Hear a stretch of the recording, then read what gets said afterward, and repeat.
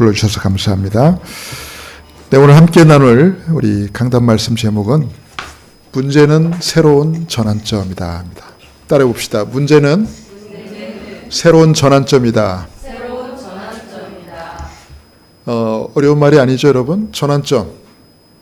영어로는 터닝 포인트라고 합니다. 터닝 포인트. 잘 가다가 어느 순간에 방향을 바꾸는, 그게 바로 터닝 포인트죠. 전환점인데, 지난 한 주도 여러분 보좌의 빛이 많은 망대, 여정, 이정표 속에서 승리하셨습니까? 지난주 엘리야는 자신이 우상제양 시대에 바로 남은 자 렘넌트라는 사실을 깨달았습니다. 큰 승리를 거두고도 탈진한 엘리야에게 그 엘리야는 자신의 한계를 발견했고 하나님이 주시는 새로운 사명을 발견했습니다. 그 사명은 그 시대와 현장 속에 이 남은 자를 찾으라는 사명이었습니다. 그래서 이 남은 자 렘넌트를 찾고 세우는 이 렘넌트 운동은 우리가 항상 있어야 될 우리의 자리고요. 또 그것이 우리의 참된 인생이요, 참된 시작이요, 참된 사명이고 이 시대에 살릴 수 있는 진정한 운동인 줄 믿습니다. 그래서 우리가 이 속에 있어야 됩니다. 후대를 키우는 것, 복음 가진 후대를 남기는 것. 자, 저와 여러분이 인생을 살아가면서 순간순간마다 중요한 인생의 전환점을 맞이하게 됩니다. 그렇죠? 우리에게 인생의 중요한 전환점이 될 만한 특별한 사건들이 반드시 생겨납니다. 그 사건 이후부터 뭔가 그 이전과는 질적으로 완전히 다른 새로운 삶이 시작되는 겁니다. 그래서 전환점이에요. 어떤 사건이 계기가 돼서 이전과는 다른 내가 삶을 사는 거예요. 뭔가 방향이 바뀌고 내용이 바뀌는. 자, 그렇다면 저와 여러분의 인생을 송두리째 바꿔놓을 수 있는 대전환점이 될 만한 것들이 과연 뭐가 있을까요? 여러분은 일단 둘째 치고 일단 저를 예를 들어본다면 저는 20살 때 복음을 받고 제가 하나님을 만나게 됐습니다. 그게 제 인생의 가장 큰 전환점이었어요. 전에는 하나님을 모르고 살던 인생이었는데 그때부터 제가 하나님을 알게 됐어요. 전에는 하나님을 떠나 살던 인생이었는데 그때부터는 하나님과 함께하는 인생이 된 거예요. 여러분, 이 정도면 엄청난 전환점이죠, 여러분. 교회를 안 다니던 제가 교회를 다녔다니까요. 언제요? 20살 때. 꽃다운 나이죠.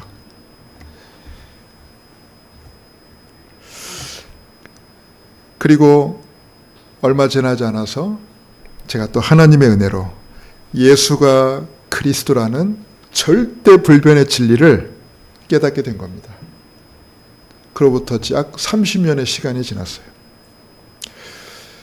여러분, 교회를 안 다니는 것보다 교회를 다니는 게 어마어마한 은혜잖아요. 그죠? 근데 교회를 다녀도 복음을 잘 모르고 교회를 다니면 종교생활만 하다가 지쳐버리거든요. 오히려 교회를 다니면서 더 상처받고 시험 들어서 더 무너지는 인생이 될 수도 있거든요. 그래서 복음을 깨닫는 것이 너무나 중요합니다. 복음을 깨닫고 복음을 누리는 것만큼 참 중요한 게 없거든요. 근데 저는요, 이 축복을 받은 거예요. 교회를 안 다니던 제가, 하나님을 몰랐던 제가 하나님을 만나게 된 거예요. 이거 어마어마한 축복이죠. 이제 지옥 백성에서 천국 백성이 된 게 엄청난 축복이잖아요. 근데 거기다가 예수님이 그리스도라는 이 복음의 비밀을 또 알게 된 거예요. 그러니까 신앙생활 하면서도 시달리지 않고 누리면서 올 수 있었던 거죠, 여러분. 따라해 봅시다. 신앙생활 하면서 시달리지 말고 누립시다. 그거예요, 여러분. 신앙생활을 왜 합니까? 자유와 해방을 맛보는 게 신앙생활인데 왜 신앙생활 하면서 눌리냐고. 이렇게. 우리는 종교인들과 달라요.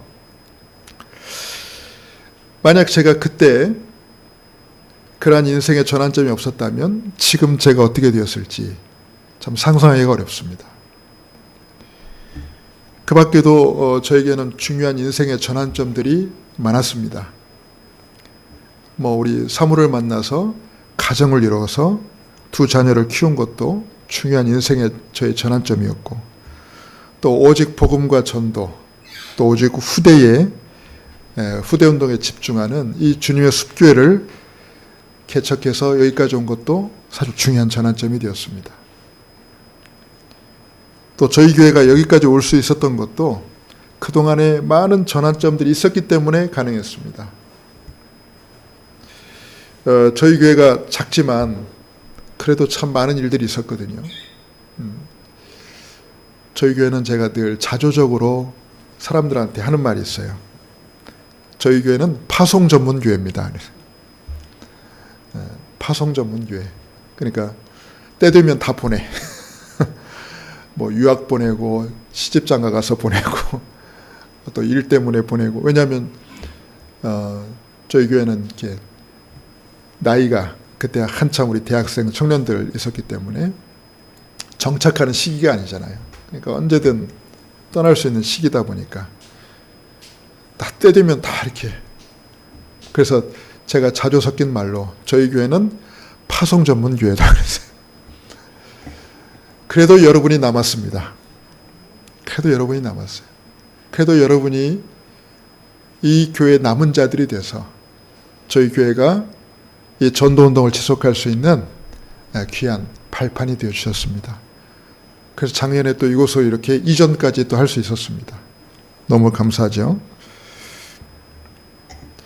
저희 교회는 지금도 멈춰있지 않고 끊임없이 언약과 말씀의 흐름을 따라서 흘러가고 있습니다. 그 과정 속에 지금 저와 여러분이 함께하고 있는 겁니다. 여러분, 이게 강물이 흘러가잖아요. 그죠? 어제도 그 강물은 흘렀고 10년 전에도 100년 전에도 그 강물은 여전히 흘러가고 있습니다. 그런데 그 강물이 이렇게 흘러가다가 절벽을 만나면 그 강은 뭐가 되죠? 폭포가 돼요. 폭포가 돼요. 폭포는 또 뭐가 됩니까? 사람들을 불러오는 관광지가 돼요. 평범하게 흘러가던 강이 절벽을 만나면 폭포가 돼요. 높은 절벽일수록 더 유명한 폭포가 돼요. 그게 바로 전환점이에요.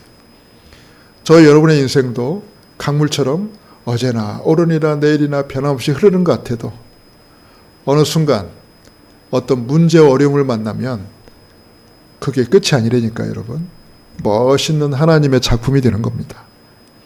오늘 여러분 그 언약을 붙잡으길 바랍니다.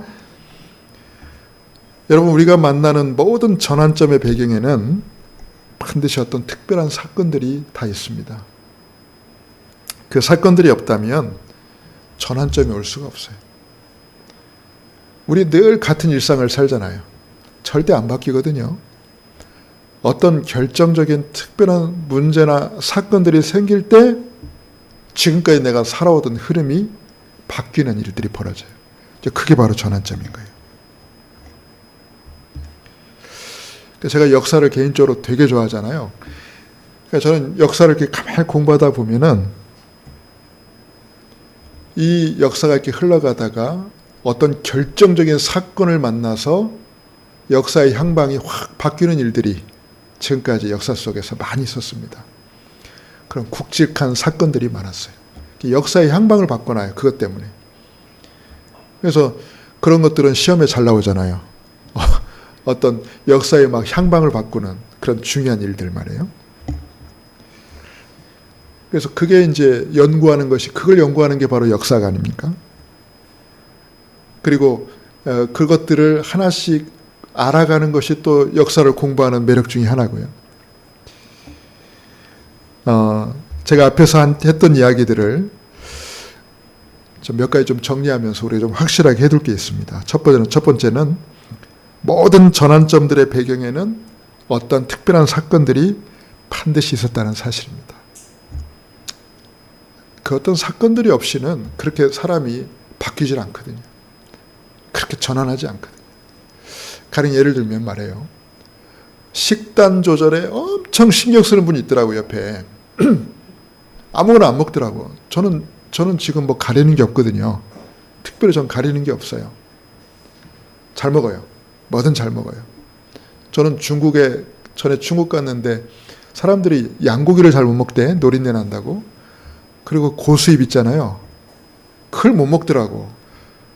근데 저는 잘 먹었습니다. 잘 먹었어요. 지금도 잘 먹어요. 어디 가든 저는 그래서 나는 선교 체질이다 이거. 난 아무 나라나 가도 하여튼 음식 때문에 어렵고 힘든 적이 없어. 자, 근데 말이에요. 음식을 조절하는 거야.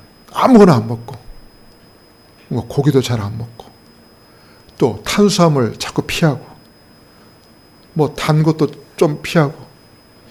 왠가 봤더니 당뇨 진단을 받은 거야. 그것도 급성 당뇨 진단을 받은 거예요. 그럼 어떻게 해야 됩니까? 함부로 할 수 없잖아요. 안 좋아지니까. 그렇지. 그게 없이 어떻게 사람이 하루아침에 바뀔 수가 있겠냐. 그죠? 그렇습니다. 뭔가 여러분 사람이 뭔가 지금까지 흘러왔던 것과 다르게 어느 날 바뀌었다. 뭔가 있었던 거거든요. 그래서 모든 전환점의 배경에는 어떤 특별한 사건이 반드시 있다는 거고요. 두 번째, 그리고 그 전환점들이 때로는 긍정적인 부분이 되기도 하고 때로는 부정적인 부분이 되기도 한다는 겁니다. 어떤 사건을 계기로 그때부터 좋아지는 경우도 있고 어떤 사건을 계기로 그때부터 나빠질 수도 있다는 거예요. 세 번째는 무엇이 좋아지게 하고 무엇이 나빠지게 하느냐예요. 그게 중요하거든요. 그 차이를 가져오는 그 비밀이 과연 뭐겠냐. 이겁니다. 위기를 선택하느냐 기회를 선택하느냐 그거예요. 저와 여러분의 인생 속에 지금도 살아가면서 이전과 다른 어떤 전환점을 이룰 만한 어떤 사건이 발생했을 때 어떤 문제가 생겼을 때 그를 위기로 받느냐 기회로 받느냐는 우리의 선택에 달려있는 겁니다. 그거를 기회로 붙잡는 언약의 비밀을 오늘 이 강단을 통해서 저와 여러분이 함께 나누기를 원합니다. 결과적으로 말씀드릴게요, 여러분. 언약과 말씀의 흐름을 따라가는 저와 여러분에게는 모든 것이 응답의 기회입니다. 아멘. 언약과 말씀 흐름 속에 있는 저와 여러분에게는 모든 문제는 응답과 승리의 기회요, 발판입니다. 아멘입니까? 요걸 붙잡아야 돼요. 요걸 붙잡아야 돼요. 그래서 우리가 믿음을 가져야 돼요. 아니 어떤 분은 그 어떤 일을 딱 겪고 나더니 막 그때부터 갑자기 인생이 확 추락을 해버려. 여러분 절대 그럴 필요가 없어요. 우리는 어떤 문제가 왔든 그게 우리의 전환점이 분명히 맞는데 추락하는 전환점이 아니라 그때부터 새롭게 하나님의 응답과 하나님의 놀라운 역사 속으로 들어가는 출발점이 될 줄 믿습니다. 그 비밀을 같이 오늘 말씀을 나누려고 그래요. 오늘 읽었던 이 본문에 보면 이 전도자 바울이 중요한 전환점의 시간표를 맞이했습니다. 자세한 내용은 이따 설명하겠어요. 바울이 어떤 전환점을 맞이했냐. 남들이 볼 때는요. 그게 잘 안 된 것처럼 보였어요. 남들이 볼 때는요. 실패처럼 보였어요. 그런데 언약과 말씀의 흐름 속에 있던 바울에게는 그것이 새로운 응답의 전환점이 된 겁니다. 어떤 전환점? 응답의 전환점. 이게 중요한 거예요, 여러분. 실패의 전환점이 아니라 응답의 전환점이 된 거예요. 이게 바로 저 교회 밖에 있는 분들, 즉 언약 밖에 있는 분들과 우리가 질적으로 다른 부분이에요. 여러분 언약 밖에 있는 분들, 죄송합니다만 하나님을 믿지 않는 분들은 어떤 문제와 사건을 만났을 때 갑자기 그때부터 추락하는 경우가 되게 많습니다. 전환점이 맞긴 한데 그 전환점이 어떤 전환점? 실패와 쇠퇴의 전환점이 되게 돼요. 가령 여러분 예를 들면은 그 연예인들이 잘 나가다가 뭐 이렇게 딱 연루가 되잖아요. 뭐 음주운전 연루됐다. 무슨 뭐 스캔들에 연루됐다. 그럼 하루아침에 어떻게 됩니까? 광고 다 끊겨버리고 이미지가 나빠졌으니까 하루아침에 광고 다 끊겨버리고 그때부터 사라져버려. 나오지도 않아. 방송에서 나오지도 않아. 드라마, 영화에서 사라져버려. 그때부터 전혀 안 나오는 분이 있고요.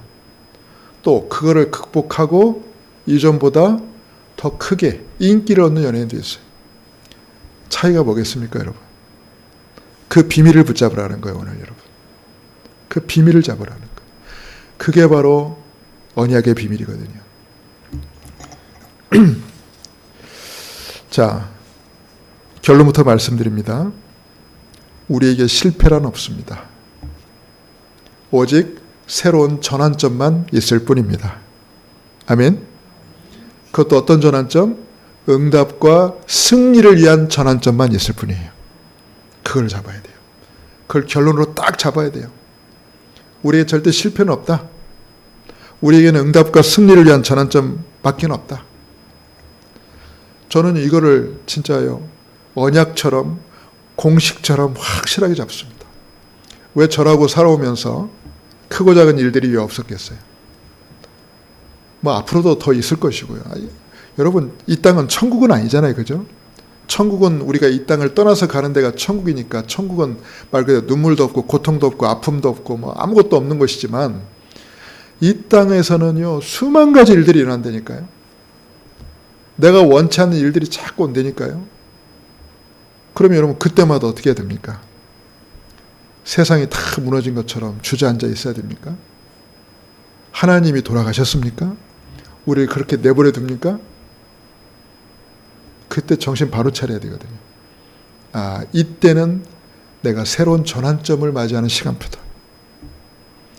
더 큰 응답과 더 큰 승리를 향한 새로운 출발점이다. 여러분, 그렇게 붙잡으면 맞습니다. 자, 그 증거를 지금부터 같이 나누려고 합니다. 첫 번째요. 우리가 붙잡을 게 뭐냐면, 따라해 봅시다. 문제는 절대 실패가 아니다. 여러분이 문제를 실패라고 여기는 그 순간부터 사실은 중요한 응답을 다 놓칩니다. 문제는 절대 실패가 아니에요. 문제는 절대 실패가 아니에요. 그래서 크게 속지 말아야 될 네 가지가 있는데요. 첫 번째는 내 가정 문제입니다. 특히 내 가정 환경 문제, 이게 속으면 안 돼요. 제가 복음을 잘 몰랐을 때는요, 저도 속았던 시절이 있어요. 왜 우리 집은 이럴까? 왜 우리 부모는 이럴까? 왜 나는 남들과 그런 환경이 안 될까? 복음 몰랐을 때는 그랬다니까요. 철없을 때는 그랬어요. 괜히 부모가 원망스럽고, 괜히 환경이 원망스럽고, 철이 없을 때는 그랬어요. 복음 몰랐을 때는 그랬어요. 네. 뭐 지금은 뭐 그렇게 불평할 수 있는 나이도 아니고 그런 시기도 지났지만, 여러분 절대 속지 마세요. 절대 속으면 안 돼요. 여러분, 내 가정이 어떻습니까? 그거는 내 문제가 아닙니다, 여러분. 내가 가정을 선택했나요? 하나님 앞에, 하나님 나는 이런 가정에서 태어나게 해주세요. 하나님과 뭐 계약해서 태어났습니까? 우리 부모를 내가 뭐 계약해서 딱딱 찍었나요? 그냥? 뭐 물건 고르듯이 아빠는 이분으로, 엄마는 이분으로 내가 딱 찍어서 태어났나요? 아니잖아요. 그건 나와 상관없어요. 그건 하나님이 정하신 거예요. 내 가정도 환경도 부모도 다 하나님이 정하신 거예요. 나보고 어쩌라고. 네, 그 속에는 하나님의 특별한 계획이 있는 겁니다. 하나님의 절대 계획이 있는 거예요. 제가 그걸 깨닫고 나서는 저는 한 번도 제 가정에 대해서, 부모에 대해서 원망한 적이 없어요. 절대로 원망한 적이 없어요. 혹시라도 아직도 여러분 가운데 내가 왜 이놈의 집구석, 죄송합니다. 집구석이라는 표현 쓰면 안 돼. 내가 왜 여기서 태어난다. 왜 이런 데서 사나. 여러분 문제가 아닙니다. 여러분 잘못 아닙니다. 하나님의 특별한 계획과 목적이 있을 뿐이에요. 차차 발견하게 될 겁니다. 자, 두 번째는 이 경제 문제가 참 보통 힘든 게 아니에요. 그죠, 여러분? 돈 문제, 세상 말로 돈 문제. 넉넉하게 좀 살고 싶은데 없잖아요, 그죠? 대표적인 케이스, 저도 마찬가지야. 그런데 여러분, 그럴 때마다 있잖아요. 깨닫는 게 있어요. 하나님이 나에게 경제 공부를 시키시는구나. 하나님이 나에게 돈이 과연 무엇인지 깨닫게 하시는구나. 여러분, 돈 걱정 없이 살면요, 돈이 뭔지를 몰라. 돈 걱정 없이 살면. 근데 돈에 대해서 걱정하잖아요. 돈에 대해서 알게 돼. 나중에는 경제의 흐름도 알게 되고, 나중에는 나를 위한 경제가 아니라 어떻게 하면 하나님께 영광 돌리는 경제 생활을 할까, 거기에 관심 갖게 되고, 어떻게 하면 내가 생명을 살리는 이 경제를 가질 수 있을까, 하나님을 기쁘시게 하는 경제 축복을 누릴 수 있을까, 거기까지 가요. 근데 참 부러운 건 하나 있습니다. 제가 어릴 때 읽은 책 중에 보니까 지금 돌아가신 사업가인데요. 그분이 쓴 책에 이렇게 표현되어 있어요. 자기는 전 세계 어디를 가도 길바닥에 돈이 깔려 있는 게 보인다. 그러니 사업가지. 말 그대로 돈이 될 만한 사업 아이템들이 가는 데마다 다 보인다는 거죠. 어디 가도. 그래서 그거를 실행하면 진짜 돈을 버는 거예요. 근데 참 불행인지 다행인지 하나님이 저에게는 그 눈을 안 열어주셨어요. 딱 보면 저거 돈이 되겠다. 한 번도 나는 그 눈이 열려본 적이 없어, 지금까지. 그래서 제가 목회자가 됐겠죠. 안 그랬으면 사업가가 됐겠지만 그래도 괜찮아요, 여러분. 그래도 괜찮아. 바울은 복음 전한 전도자가 됐지만은 그에게는요, 사업에 눈이 열린 브리스 아굴라 부부가 딱 붙었잖아요. 그래서 같이 세계복음화 했잖아. 저에게는 그 눈이 열리지 않았지만 또 그 눈이 열린 또 중요한 우리 복음 가진 또 사업가들이 우리 후대들 가운데 반드시 일어날 줄을 믿습니다. 괜찮아요, 여러분. 오히려 경제적으로 어렵고 힘들수록요, 경제 보는 눈이 열려져야 돼요.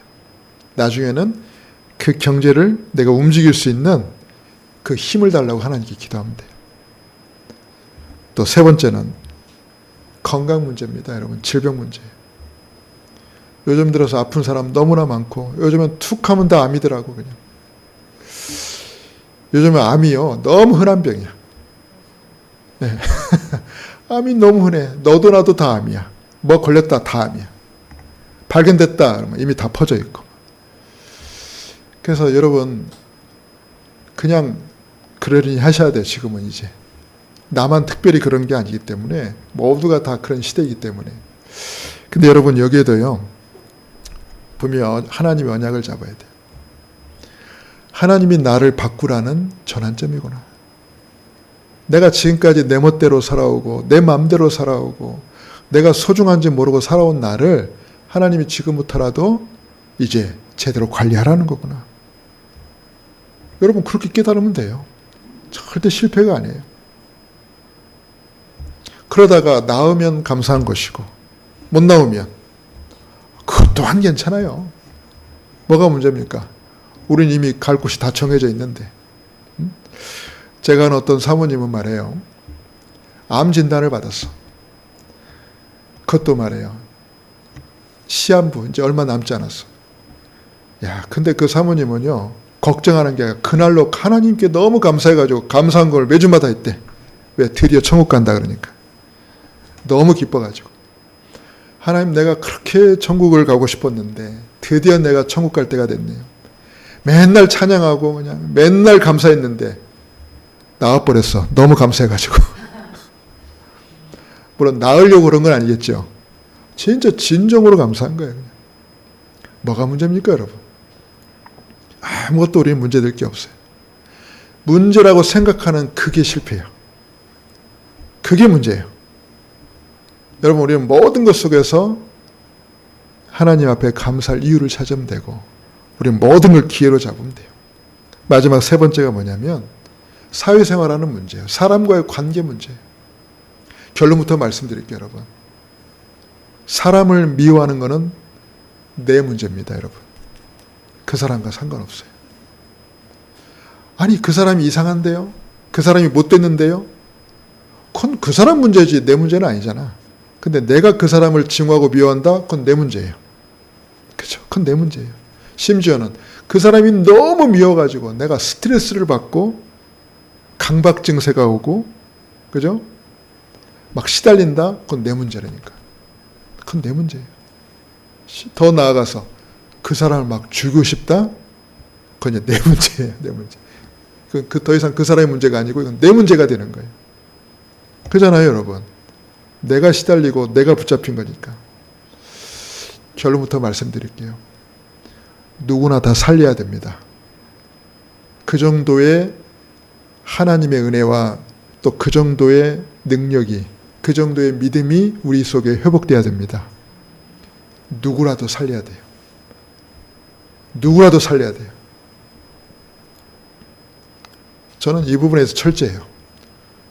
조금이라도 내 속에 누구에 대해서 미워하는 마음이 있다, 악한 나쁜 감정이 왔다, 이거 바로 처리해야 됩니다. 안 그러면 그날로 내가 잡히니까, 나도 모르게 이상해져요. 그러니까 이건 빨리 털어내야 돼요. 하나님 앞에서 빨리 털어내고 진짜 축복해야 돼. 그 사람을 축복하고. 왜냐, 이건 이제 더 이상 그 사람의 문제가 아니고 내 문제가 돼버리니까. 내 문제가 되면 안 되잖아요. 그 사람은 아무 뭡니까, 가만히 있는데 내가 시달려 내가 죽을 판이니 거기 붙잡히면 안 되잖아. 누구라 다 살리는 자가 되자. 그리고 어떤 사람도 상관없다. 나는 상관없다. 그건 그 사람 문제지 나는 상관없다. 자유 얻기를 주님의 이름으로 축원합니다. 그러면 바뀌어요. 어느 날 바뀌어요. 그래서 저는 미워하는 사람이 거짓말 안 하고요. 세상에 단 한 명도 없어요. 저는 미워하는 사람 단 한 명도 없어요. 영 괴롭히고 여러분을 힘들게 하는 사람이 있다. 그냥 불쌍한 사람이라 생각해요. 미워하지 말고 도움이 필요한 불쌍한 사람이다.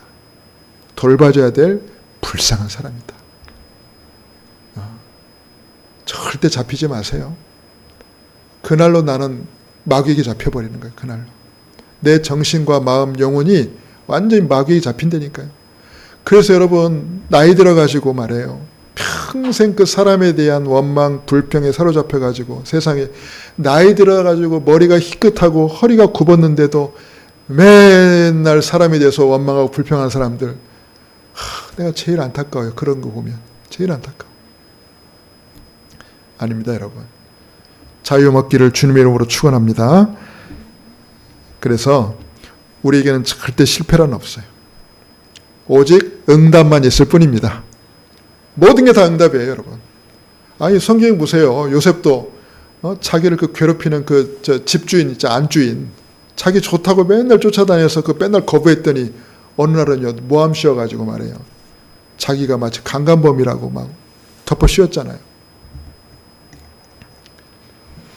야, 얼마나 억울한 일입니까, 여러분. 잘못은 지가 해놓고 모든 잘못을 다 자기에게 뒤집어 씌우잖아요. 근데 여러분, 그때도 요셉은 원망하지 않았잖아요.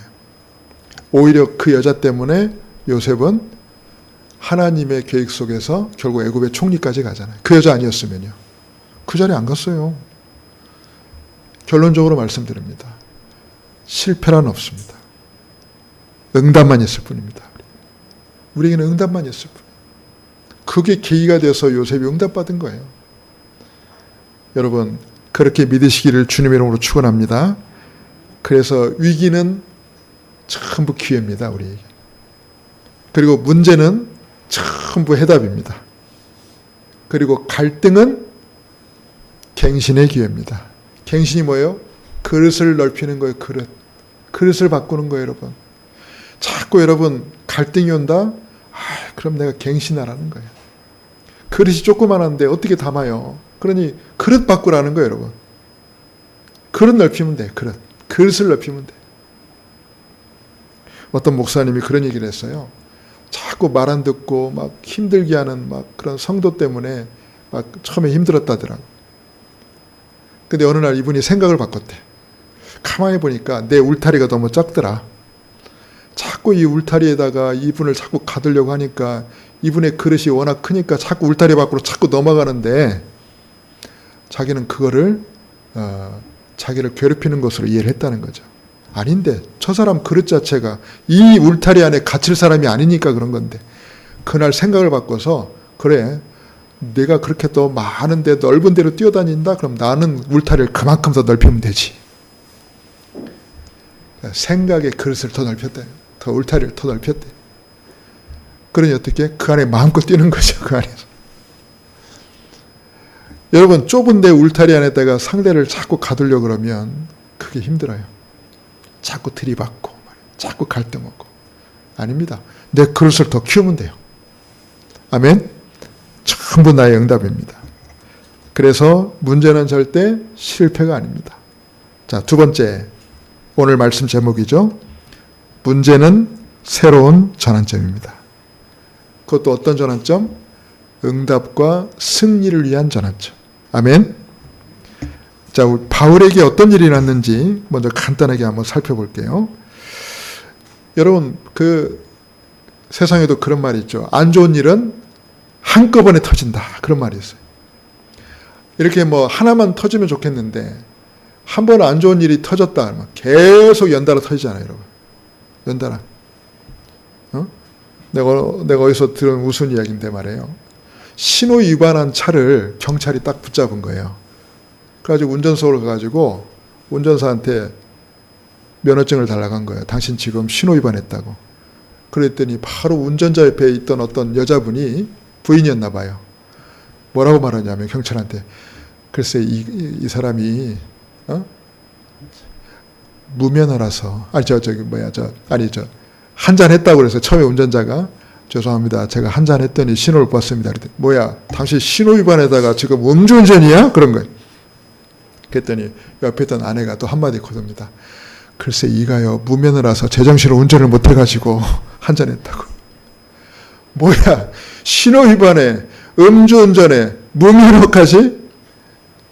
뒤에 있던 할머니가 그럽니다. 거봐라 훔친 차 가지고는 멀리 못 간다고 했지. 도난까지 한 거. 우스갯소리입니다마는 한 번 안 좋은 일이 터지면 연달아 터진다 이 말이죠.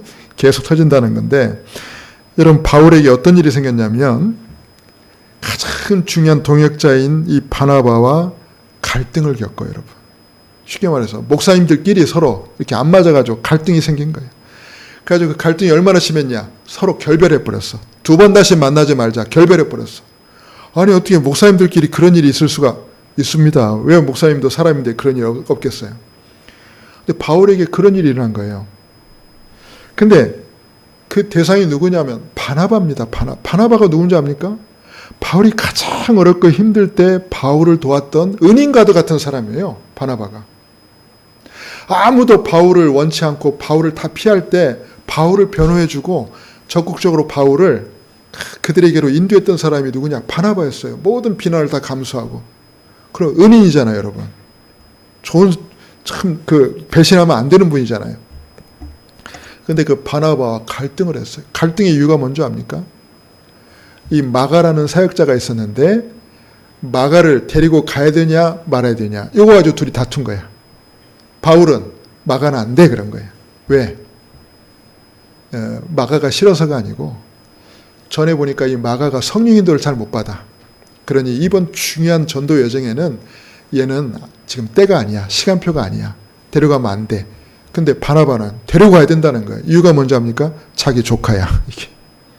자기 혈육이야. 자기 조카니까 데리고 와서 경험도 좀 하게 하고 눈도 좀 열게 하고 말이야. 배우도록 하니까 얼마나 좋겠냐. 데려가자 그런 거예요.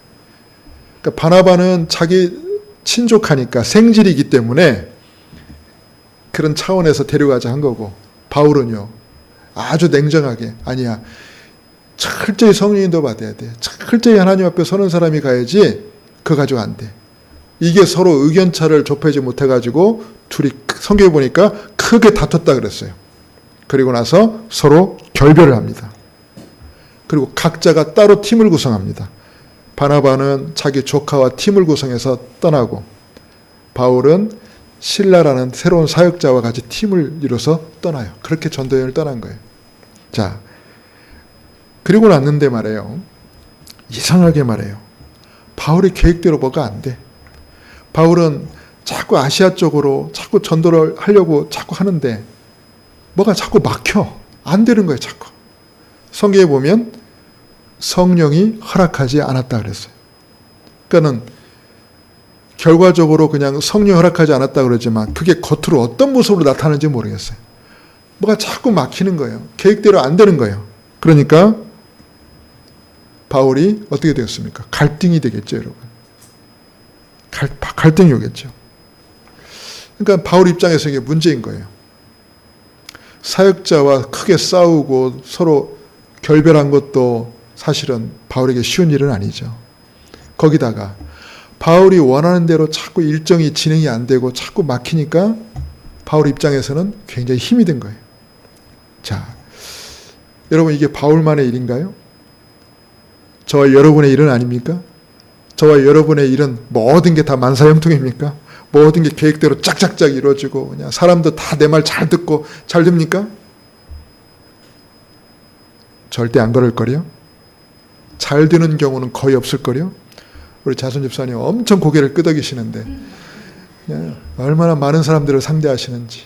이번에도 저 더운데 그냥 예술인들 권익보호를 위해서 또 국회까지 가시고 보통 바쁜 분이 아닌데 마음대로 안 되잖아요. 그죠? 자꾸 막히고 꼬이고 안 되잖아요. 자, 그때였습니다. 여러분. 이때가 굉장히 중요합니다. 여러분. 아까 말했죠. 자기 마음대로 안 된다고 해서 실패는 아니다. 새로운 전환점일 뿐이다. 바울이 했던 게 뭐가 있냐면은 성령 인도를 구한 거예요. 하나님, 내가 원한 대로는 되지 않고 내 계획대로 안 되지만 과연 그럼 하나님이 원하시는 게 뭡니까? 하나님께서 바라시는 게 과연 무엇입니까? 성령 인도 받기를 원합니다. 아마 그렇게 기도했던 것 같아요. 제 기도의 99.9%도 이 기도입니다. 하나님, 성령 인도 받게 해주십시오. 내 계획과 내 뜻대로 이루어지지 않고 성령의 인도 받기를 원합니다. 하나님의 뜻대로 되기를 원합니다. 얼마나 간절히 기도했던지요. 바울이 환상을 봤대요. 환상을. 여러분 언제 환상을 보나요? 가만히 있는데 갑자기 환상이 보여지나요? 기도 속에서 환상을 봤던 거죠. 바울이 얼마나 깊이 기도했는지 몰라요. 아니 보세요. 안 좋은 일이 계속 연달아 터지는데 기도 안 할 수가 있나요? 진짜 하나님의 계획이 뭔지, 왜 서로 잘 맞던 사역자와 그냥 그렇게 갈등을 하고 그 결별을 하고 말해요. 내 계획대로 전도문이 열리지 않고 자꾸 막히고, 그럼 기도할 수밖에 없잖아요. 그 바울이 기도했던 곳이 어디냐면 드로아라는 곳입니다. 거기 와가지고 바울이 간절히 기도했는데 환상을 봐요. 하나님이 환상을 보게 했어요. 어떤 환상을 보게 했냐면 마게도니아 사람, 마게도니아 지역은 바울이 계획이 없던 곳입니다. 근데 마게도니아 사람 한 사람이 손짓하면서 이쪽으로 오라고, 이쪽으로 와서 우리를 도와달라고. 여러분 그 환상을 딱 본 거예요. 아무리 바보라도 여러분, 아무리 멍청하다 해도 성령의 인도를 간절히 구하고 있는 바울이 그 환상을 보면 어떤 확신과 결론이 나겠습니까? 아, 하나님 우리를 저곳으로 보내시는구나. 저곳으로 가라고 하시는구나. 당연히 안 그러겠어요? 지금 막혀 있는데 바울이 바로 깨달은 거예요. 그래, 하나님이 우리를 저 마게도냐로 가게 하시는구나. 마게도냐가 어디입니까? 유럽 땅입니다. 유럽 지역이에요. 여러분 딱 그 지금의 그 터키가 보면 딱 중앙이잖아요. 아시아와 유럽을 딱 가르는 딱 중앙이거든요. 거기가. 거기에서 바울이 기도한 겁니다. 자기는 아시아 쪽으로 가고 싶은데 자꾸 막히는 거예요. 근데 거기서 간절히 기도했는데 기도 가운데 환상이 나타나더니 마게도냐 사람이 자꾸 손짓해서 Come on 이쪽으로 오라고. 그러니까 바울이 하나님 우리를 저 마게도냐, 즉 유럽입니다. 그래서 여러분 복음이 유럽으로 먼저 전달이 됐어요. 그래서 이게 지구를 한 바퀴 빵 돌아서 유럽에서 저 아메리카로, 아메리카에서 다시 아시아로, 우리나라로 온 거예요. 결론입니다, 여러분. 왜 우리에게는 문제가 실패가 아니고 문제가 새로운 전환점일까요? 이게 중요한 거예요. 왜 그럴까요? 왜? 첫 번째, 저와 여러분은 하나님의 절대 주권 속에 있는 자이기 때문입니다. 아멘? 저와 여러분은 하나님의 절대 주권 속에 있어요. 즉, 우연히 이 땅에 오신 분은 단 한 분도 없어요. 특히 오늘 이곳에 오신 분도, 우연히 오신 분은 단 한 분도 없어요. 저와 여러분의 모든 삶, 여러분의 모든 걸음, 여러분의 모든 호흡도 하나님의 절대 주권 속에 있음을 믿습니다. 하나님이 허락하지 않으면 우리는 숨도 못 쉬어요. 지금 이 순간에도 하나님이 우리의 호흡을 막으시면 우리는 가야 돼요, 그냥. 두 번째는 하나님이 이루시는 세계복음화의 계획 속에 있는 자이기 때문입니다. 저와 여러분은 세계복음화를 이루시는 그 하나님의 계획 속에 있습니다. 아멘입니까? 그래서 문제는 절대 실패가 아니에요. 새로운 전환점. 우리는 그만큼 중요한 사람이라는 거예요. 마지막으로 저와 여러분은 하나님과 서로 언약이 통하는 자이기 때문입니다. 그러니까 여러분, 하나님 보실 때 여러분은 보통 사람들이 아닌 거예요. 특별한 사람인 거예요. 그러니 여러분은 어떤 일이 일어나도, 어떤 문제와 어려움과 사건을 만나도 절대 우연은 아닙니다. 하나님의 절대 계획이 있을 뿐입니다. 꼭 믿으시기를 주님의 이름으로 축원합니다. 여러분은 의미 있는 인생을 사는 사람들이에요. 하나님의 특별한 계획 속에 있는 사람들이에요.